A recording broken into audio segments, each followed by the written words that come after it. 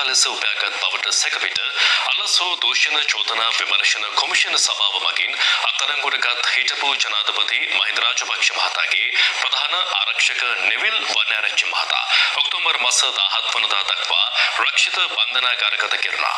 එය අද පස්වරුවේ ඔහු කොළඹ ප්‍රධාන මහේස්ත්‍රාත් අසංක එස් බෝධරගම මහතා හමුවට ඉදිරිපත් කිරීමෙන් අනතුරුවයි.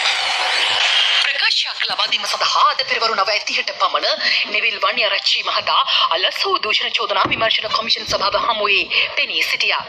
අනතුරුව අත්අඩංගුවට ගනු ලැබූ නෙවිල් වන්‍යාරච්චි මහතා විමර්ශන නිලධාරීන් විසින් පස්වරු 3:45ට පමණ කොළඹ ප්‍රධාන මහේස්ත්‍රාත්වරයා හමුවට ඉදිරිපත් කළා. සැකකරු අධිකරණයට ඉදිරිපත් කරමින් අල්ලස් කොමිසම වෙනුවෙන් පෙනී සිටි නිලධාරීවරයා කියා සිටියේ සැකකරු විසින් උපයාගත් ආකාරය සනාථ කිරීමට නොහැකි අන්දමින් වත්කම් උපයාගෙන ඇති බවයි.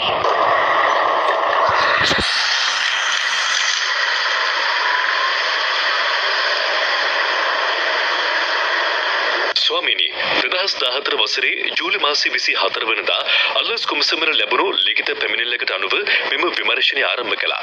ඉන් අනතුරුව විමර්ශන වලට අවශ්‍ය තොරතුරු ලබා දෙන ලෙස 2016 වසරේ දෙසැම්බර් මාසයේ දැනුම් දුන්නත් එම තොරතුරු නිසි ආකාරව ඔහු ලබා දුන්නේ නැහැ. පසුගිය වසර 7 තිස්සේ විමර්ශන වලට අවශ්‍ය තොරතුරු ලබා දීම සහ ඒ සඳහා ප්‍රකාශ ලබා දීම සඳහා කොමිසම හමු වී පෙනී සිටීම ඔහු මගහැර තිබෙනවා. මේ වසරේ අගෝස්තු මාසයේ ඔහු තොරතුරු සමහරක් ලබා දුන්නා.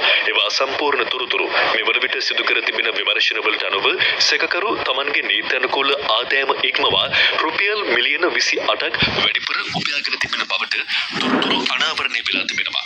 ස්වාමීනි, මේ සැකකරුට මේ සම්බන්ධව ප්‍රකාශ ලබා ගැනීමට අවශ්‍ය බව අවස්ථා කිහිපයකදීම දැනුම් දුන්නා. ඒත් ඔහු ආවේ නැහැ. දුරකථන ඇමතුම් ලබා දුන්නත් ඒවට පිළිතුරු ලබා දුන්නේ නැහැ. අවසානයේදී එක් දුරකථන ඇමතුමකට ඔහු තත්පර 52ක පිළිතුරක් ලබා දුන්නා. එහිදී ඔහු සඳහන් කළේ දැන් එන්න බෑ කියලයි. සැකකරුගේ ප්‍රකාශය මගින් ඔහු විසින් උපයාගෙන තිබෙන නීති විරෝධී වත්කම් පිළිබඳ කරුණු අනාවරණය වූ බවද විමර්ශන නිලධාරීන් අධිකරණයට දැනුම් දුන්නා. වලසමුල ප්‍රදේශයේ අක්කර 3ක් පර්චස් 7ක විශාලත්වයකින් යුත් ඉදිකරමින් පවතින ඉන්ධන හලක් පල්ලකැලේ ප්‍රදේශයේ පිහිටි රුපියල් ලක්ෂ 45ක් පමණ වටිනා නිවසක්, මහරගම නාවින ප්‍රදේශයේ පිහිටි රුපියල් ලක්ෂ 125ක් වටිනා නිවසක් මොහු විසින් අත්පත් කරගෙන තිබෙන බවට අනාවරණය වී තිබෙනවා. ඒ වගේම ස්වාමීනි, ඊට අමතරව දෙමටගොඩ ප්‍රදේශයේ රුපියල් 16,50,000ක් වටිනා නිවසක්, තිස්සමාරාම ප්‍රදේශයේ පර්චස් 44කින් යුත් හෝටලයක්, මාදිවල ප්‍රදේශයේ රුපියල් ලක්ෂ 400ක පමණ වටිනා ඉඩමක් මොහු විසින් අත්පත් කරගෙන තිබෙන බවට කරුණු අනාවරණය වී තිබෙනවා. ඊට අමතරව මෙම සැකකරුට බෙලියත සහ වීරකැටිය ප්‍රදේශයේ බදු පදනම මත ලබාගත් කඩ සාප්පු දිමන බවට තොරතුරු අනාවරණය වුණා. එමෙන්ම මෙම සැකකරුට බස් රථ හා ටිපර් රථ ගණනාවක් තිබෙන බවට තොරතුරු අනාවරණය වී තිබෙනවා. එම වාහනවල සේවය කරන්නේ මොහුගේ ඥාතීන්. ඒ නිසා එම වාහන වලින් මොහුට කොපමණ ආදායමක් ලැබෙනවාද යන්න ගණනය කිරීම සඳහා වැඩිදුර විමර්ශන සිදු කළ යුතුයි. අල්ලස් කොමිසම සැකකරුට අප ලබා දීමට විරෝධය පළ කළා. ස්වාමීනි, මේ සැකකරු පසුගිය වසර 7 තුළ විමර්ශන වලට අවශ්‍ය සහාය ලබා දුන්නේ නැහැ. ප්‍රකාශ ලබා දීම සඳහා දැනුම් දුන් අවස්ථාවල පැමිණියේ නැහැ.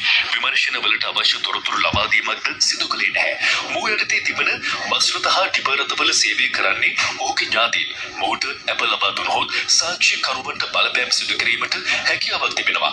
එම නිසා සැකකරුගේ අප ඉල්ලීම ප්‍රතික්ෂේප කර ඔහු රක්ෂිත බන්ධනාගාරගත කරන ලෙස ඉල්ලා සිටිනවා. ඒ අවස්ථාවේදී සැකකරු වෙනුවෙන් පෙනී සිටි ජනාධිපති නීතිඥ සම්පත් මෙන්ඩිස් මහතා අධිකරණය හමුවේ කරුණු දක්වමින් අප ඉල්ලා සිටියා. ස්වාමීනි, මගේ සේවාදායකයාට එරෙහිව මීට පෙර වත්කම් හා බැරකම් ප්‍රකාශ නොකිරීම සම්බන්ධයෙන් අල්ලස් කොමිසමෙන් නඩු 5ක් ගොනු කර තිබුණා. ඔහු එම චෝදනාවට වරද පිළිගත්තා. ඔහු විමර්ශනවලට සහාය ලබා නොදුන් බවට අල්ලස් කොමිසම එල්ල කරන චෝදනා පිළිගන්න බැහැ. මොකද මොහු විමර්ශනවලට අවශ්‍ය දියුණු ප්‍රකාශ 7ක් අවස්ථා කිහිපයකදී ලබා දීලා තියෙනවා. ඒ වගේම මේ විමර්ශනය පසුගිය වසර 11 තිස්සේ පැවැත්වෙනවා. ඒත් මේ සැකකරු කිසිදු සාක්ෂිකරුවෙකුට බලපෑම් සිද්ධ කළ බවට මේ දක්වා පැමිණිල්ලක් ඉදිරිපත් වී නැහැ. ඔහු විමර්ශන වලට අවශ්‍ය පූර්ණ සහාය ලබා දීලා තියෙනවා. එම නිසා මොහුව සුදුසු කොන්දේසියක් මත අප මත මුදාහන ලෙස ඉල්ලා සිටිනවා ස්වාමීනි. සලකා බැලූ ප්‍රධාන මහේස්ත්‍රාත්වරයා සැකකරුට අප ලබා දීම ප්‍රතික්ෂේප කරමින් ඔක්තෝබර් 17 වෙනිදා දක්වා රක්ෂිත බන්ධනාගාරගත කිරීමට නියෝග කළා.